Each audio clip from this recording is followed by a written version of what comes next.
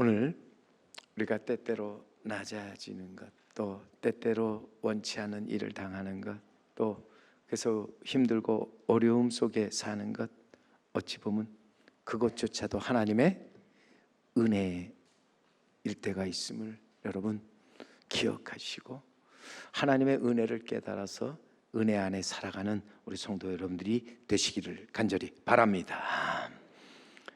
오늘 귀 있는 자는 성령이 교회들에게 하시는 말씀을 들을지어다.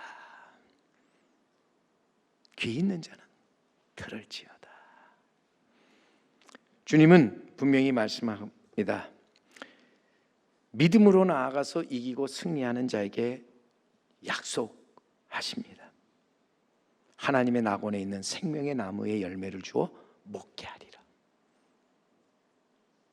죄로 말미암아 이제는 하나님의 낙원에 있는 생명의 나무 열매를 먹지 못하게 되었는데, 하나님께서 믿음으로 이기고 승리하는 자에게 그것을 주어 다시 먹게 하리라.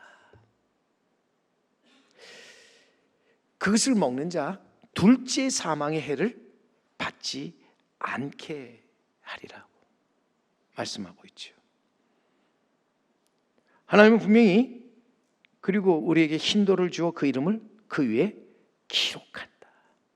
흰돌을 주어 그의 이름을 그 위에 기록하여 영원히 기억되게 하리라. 나아가 흰옷을 저에게 입히고 그 이름을 생명책에서 결코 지우지 아니하리라. 주님의 약속의 말씀입니다. 여러분, 이 말씀을 믿습니까? 오늘도 참된 교회, 참된 성도는요, 이 주님이 하신 이 약속의 말씀을 믿고 나아가서 흔들리지 않고 이 믿음 가운데서 이기고 승리하는 삶을 살아가는 사람인 줄 믿습니다.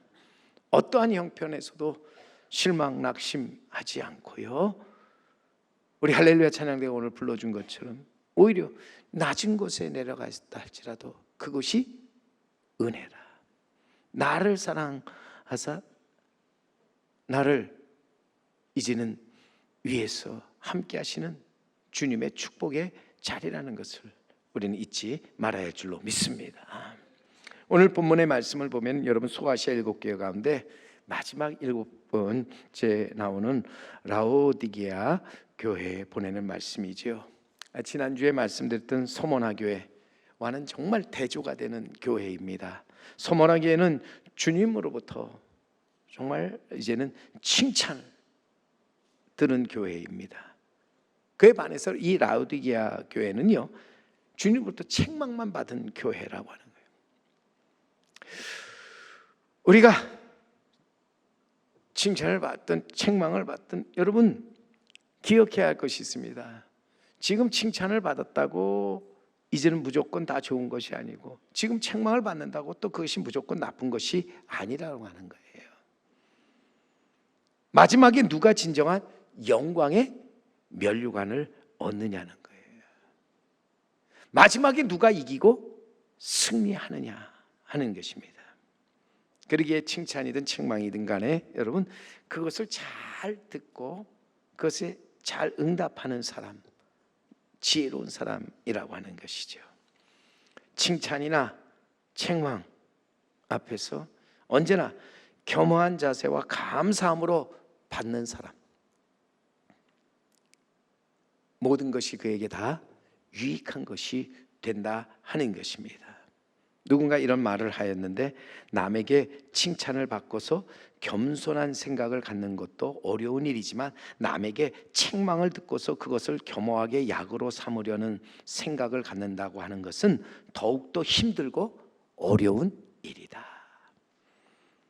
칭찬을 받았을 때 겸허하게 우리가 이제 그것을 받아들이면서 겸손해지는 것 어려운 일입니다. 근데 또 우리 책망을 받거나 꾸중을 받았을 때 그것을 겸허하게 받아들이면서 사람이 이제는 그것을 약으로 삼는 사람, 정말 더 대단한 사람이라는 거죠.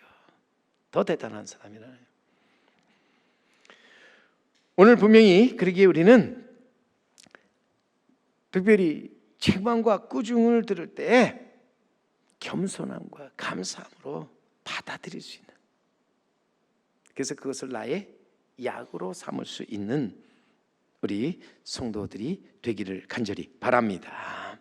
오늘 아멘이시여 충성되고 참된 증인이시여 하나님의 창조의 근본이시니가 라오디게아 교회를 향해서 말씀하시는 말씀입니다. 15절에 내가 내 행위를 아노니, 내가 내 행위를 아노니 내가 차지도 아니하고 뜨겁지도 아니하도다.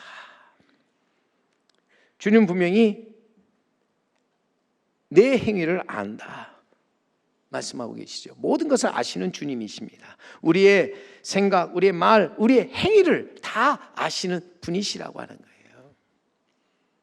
오늘도 이 자리에 나와 있는 여러분, 하나님 여러분을 다 알고 계신다. 시편에 그래서 139편에 1절 이하에 시인은 이렇게 말하죠. 여호와여 주께서 나를 살펴보셨으므로 나를 아시나이다. 주께서 내가 앉고 일어섬을 아시고 멀리서도 나의 생각을 밝히 아시오며 나의 모든 길과 내가 눕는 것을 살펴보셨으므로 나의 모든 행위를 익히 아시오니 여호와여 내 혀의 말을 알지 못하는 것이 하나도 없으시니이다. 우리 하나님 알지 못하는 것이 하나도 없으신 전지하신 하나님이시다. 지금도 라오디게아 교회 모든 것을 아시고 주님 책망하십니다. 내가 차지도 않고 뜨겁지도 아니하도다. 차지도 않고 뜨겁지도 아니한 것, 우리 이런 상태를 미지근하다 그렇게 표현하는데, 미지근하다는 입장이 분명하지 않은 상태를 말합니다. 어찌 보면 두 사이에서 머뭇머뭇거리고 어느 한쪽도 선택하지 못하고 망설이는 것을 말하지요. 미국 남북 전쟁 때 이야기인데요. 전쟁의 승패를 좌우할 만큼 중요한 치열한 전투가 시작됩니다. 그런데 한 군인이 죽음에 대한 공포와 불안 때문에 몹시 이제는 떨고 있었습니다. 그는 어떻게든지 이 전투에서 살아남겠다고 생각을 하고 생각해낸 것이 위에는 북군이 입는 청색 군복을 입었습니다. 그리고 아래는 남군이 입는 회색 군복을 입었습니다. 이쪽도 저쪽도 아닌 거예요. 안타깝게도 여러분 그 전투에서 제일 먼저 총에 맞아 죽고 말았습니다. 여러분 우리는 분명한 선택을 해야 되는데 그 분명한 선택 앞에서 선택 못하는 것 얼마나 어리석고 미련한 일인지 모른다고 하는 거예요. 선지자 엘리야는 그러기에 정말 이 흔들리는 이스라엘 백성 앞에서 외칩니다. 너희가 어느 때까지 두 사이에서 머뭇하려느냐. 여호와가 하나님이면 그를 쫓고 바알이 만약 하나님이면 그를 쫓을지니라. 여러분 오늘 우리가 분명한 선택을 해야 된다는 거예요. 내가 누구를 선택하여 누구를 섬길 것인지. 삶은 선택의 연속입니다. 이것이냐 저것이냐에서 우리는 선택해야 된다. 두 마리의 토끼를 잡으려는 사람은 결국 한 마리도 못 잡는다는 거예요. 가끔 이 동물의 왕국 같은 그런 이제 TV에 나오는 그 내용을 보면요, 거기에 맹수가 어떻게 합니까? 하나의 목표를 정하면은 결국 그 맹수는 그 목표를 향해서 끝까지 달려가잖아요. 왔다 갔다 하지 않는다는 거예요. 오늘 이 예배에 함께 하신 여러분들은 오직 하나님만을 섬기기로 결단하신 분인 줄 압니다. 우리는 미지근한 상태가 아닌 오직 이제는 하나님을 선택하고 나아가서 하나님만을 온전히 이제는 섬기는 삶을 살아가는 자가 되어야 할 줄로 믿습니다. 왜요? 오늘 주님이 말씀하시기를 15절 하반절과 16절에 내가 차든지 뜨겁든지 하기를 원하노라. 내가 이같이 미지근하여 더웁지도 아니하고 차지도 아니하니 내 입에서 내가 너를 토하여 내치리라. 내 입에서 너를 토하여 내치리라. 미지근함 속에서 이쪽 저쪽도 선택하지 못하는 라오디게아 교회 교인들을 향해서 책망하시면서 내 입에서 너를 토하여 내리라고 말씀하십니다. 오늘 우리가 분명하게 이제는 선택하지 못할 때 여러분, 하나님께서 우리를 토하여 내리신다. 이제는 우리를 내치신다는 말이죠. 좋은 것이 그래서 좋은 것이 아닙니다. 옳은 것이 좋은 것임을 알고 나아가서 우리는 옳은 길을 선택하며 살아가는 자가 되어야 합니다. 우리 믿는 사람에게 옳은 것이 무엇이냐? 하나님을 바로 알고 바로 믿고 또 나아가서 바로 섬기는 것이죠. 예수 그리스도를 나의 구주로 삼아 이제는 내가 좋아하는 것이 아니라 내가 마땅히 해야 할 일을 하면서 하나님의 영광에 이르도록 하는 것입니다. 하나님 나라 생명책에 우리의 이름이 기록되어 영원히 남게 하는 것이죠.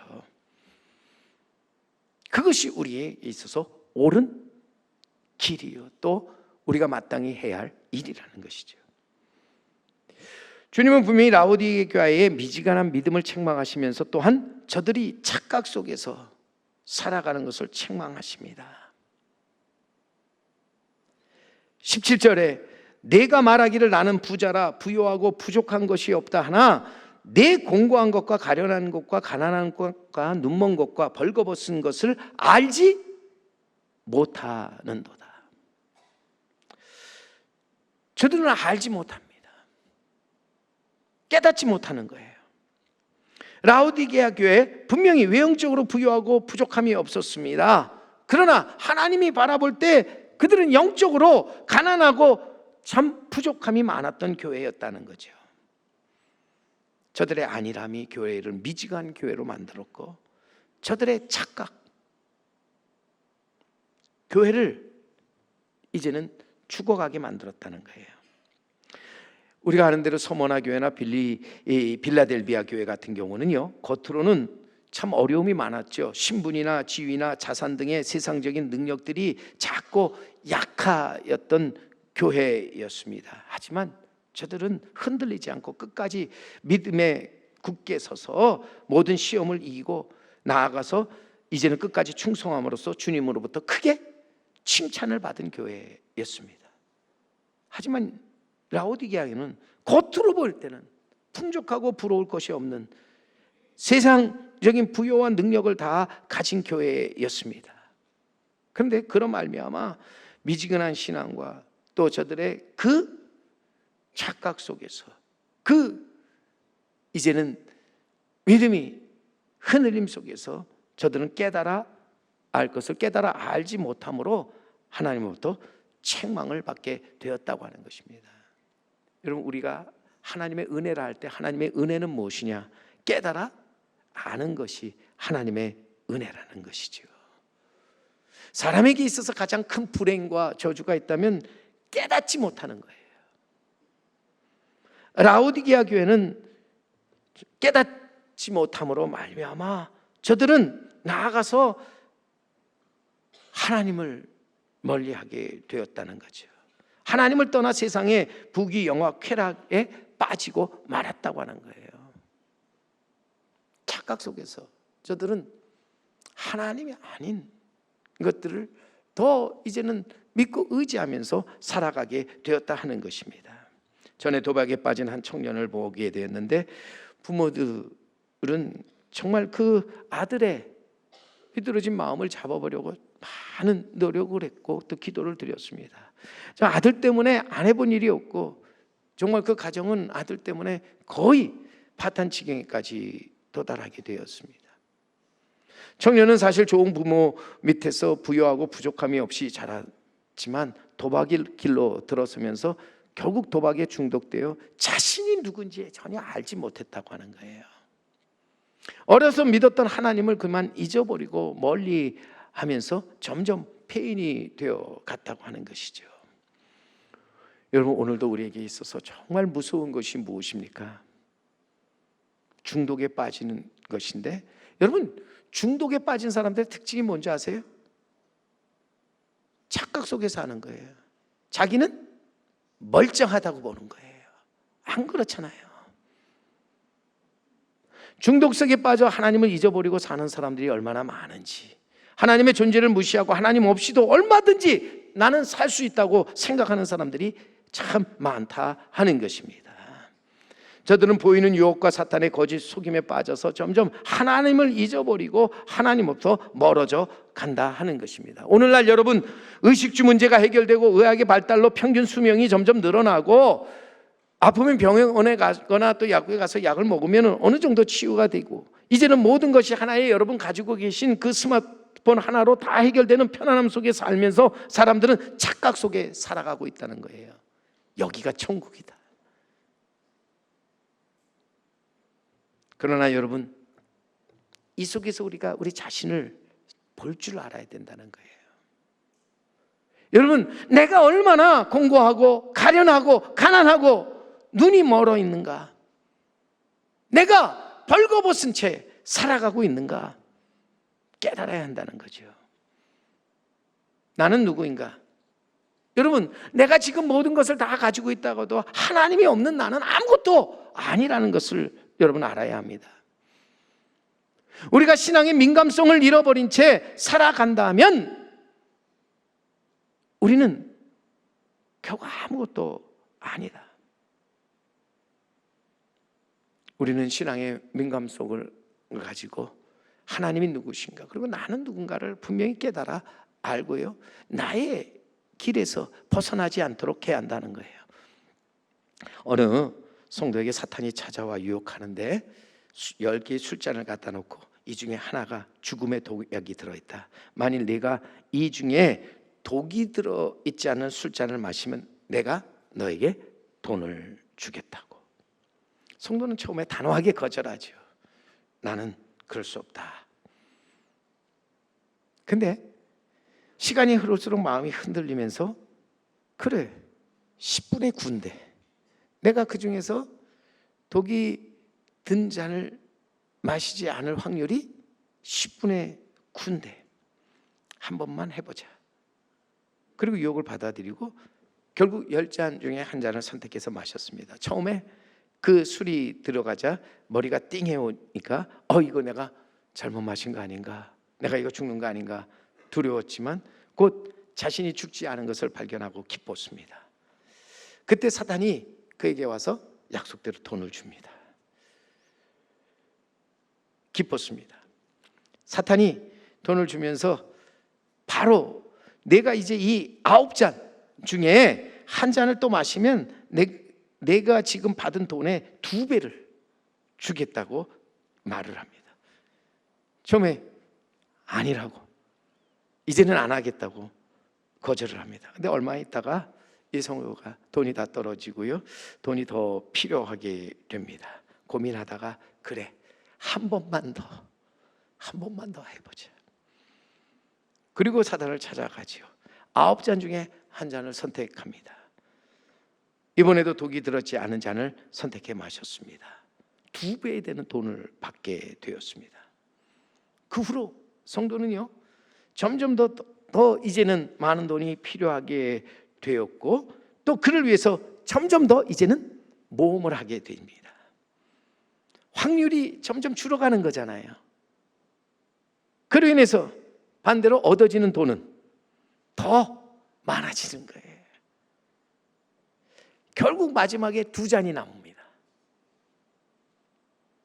사탄이 이 둘 중에 하나를 선택해서 마신다면 나는 내게 평생에 쓸 돈을 너에게 주겠다고. 이 말에 솔깃해서 이 성도는 그래, 죽게 아니면 살기지, 여기까지 왔는데 죽으면 죽으리라 이제 생각을 갖고 이제는 마십니다. 근데 아무렇지도 않아요. 산 거예요. 지금까지 계속 성공해 왔어요. 너무 기뻤어요. 근데 그 옆에 있던 사탄이 갑자기 남은 한 잔을 홀짝 들어 마십니다. 그리고 사탄이 이 성도에게 하는 말이, 너는 지금까지 잘도 내게 속아왔다. 10잔의 술잔에는 그 어느 술잔에도 독이 들어있지 않았다. 그러나 너의 지금의 모습을 봐라. 너는 독약보다 더 무서운 것에 지금 죽어가고 있지 않느냐? 너는 이미 재물의 노예가 되었고 너는 이미 이제는 수리 없이 살 수 없는 사람이 되었다. 너는 이제 완전한 도박꾼이 되어버렸다. 이 말을 하고 그 성도 앞에서 웃으며 사라졌습니다. 여러분, 우리가 살면서 정말 우리는 착각하지 말고요, 또 우리는 이 사단의 유혹에 속아 넘어가지 말아야 한다는 거예요. 사람에게 정말 무서운 것이 뭐예요? 착각과 저는 중독이라고 봐요. 이것은 자기를 알지 못하는 것으로부터 온다는 거예요. 내가 누군가를 분명히 알 때 우리는 거기서 나의 정체성을 가지고 나아가서 모든 것을 대항해서 싸워 이기도록 해야 한다 하는 것이죠.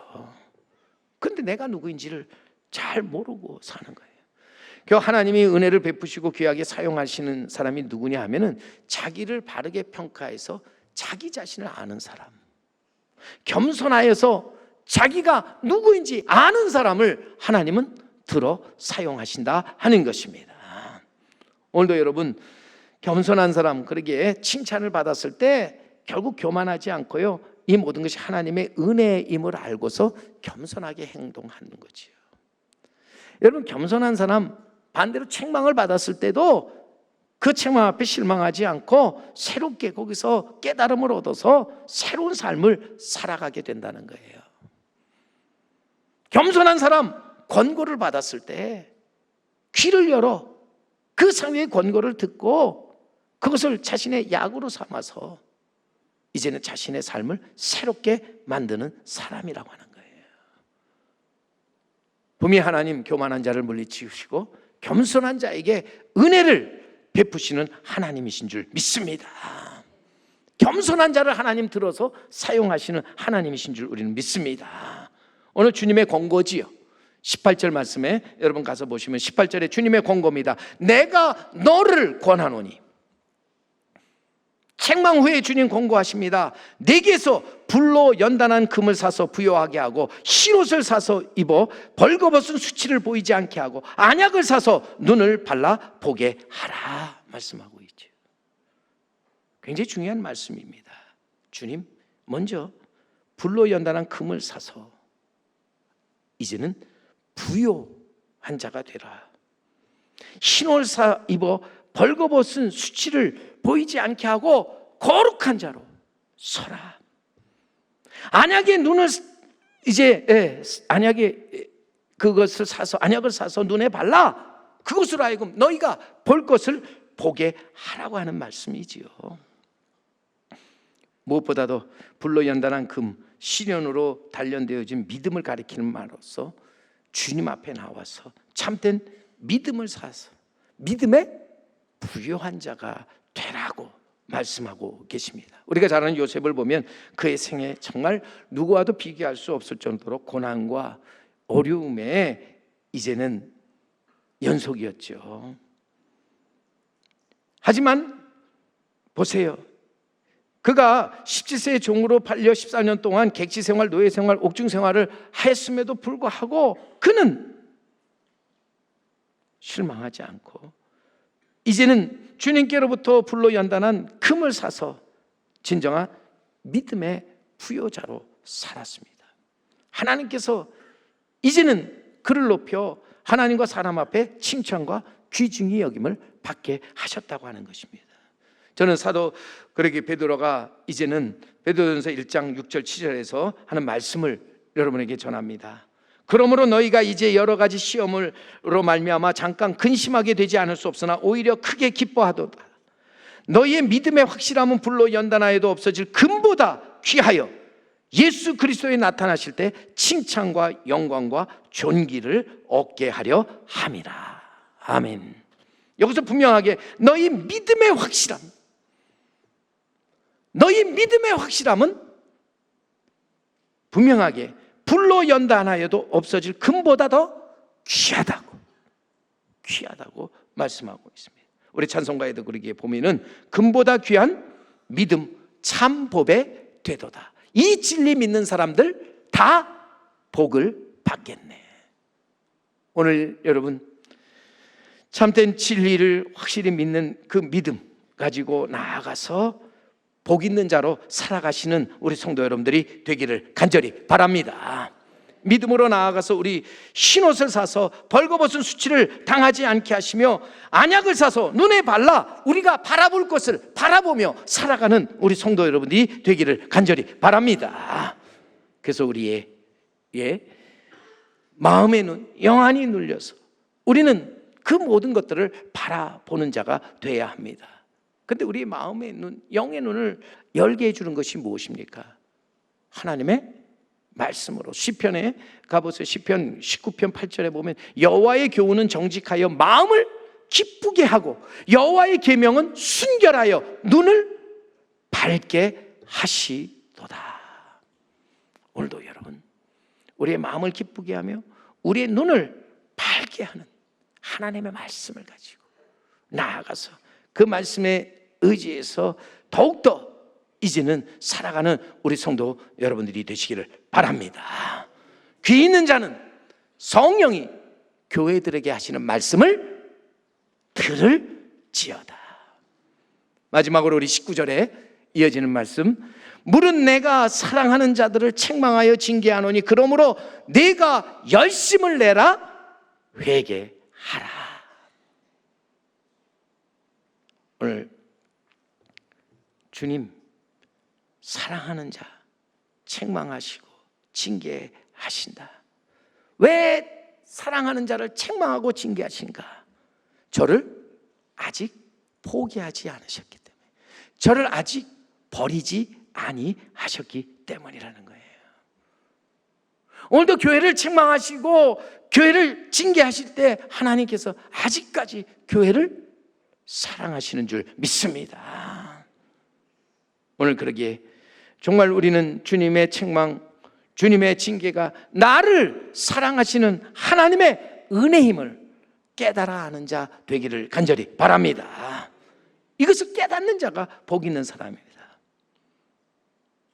우리는 이것을 깨달아 우리 주님 앞에 나아가서 믿음을 가지고 믿음에서 믿음에 이르도록 오늘 주님 말씀에 따라서 우리는 열심을 내라 회개하라 하는 말씀에 따라 우리는 주님의 부르심 그리고 주님의 우리의 문을 두드리심 앞에서 우리의 마음의 문을 활짝 열고 바르게 우리 주님 앞에 응답하며 주님께로 나아가는 자 되기를 간절히 바랍니다.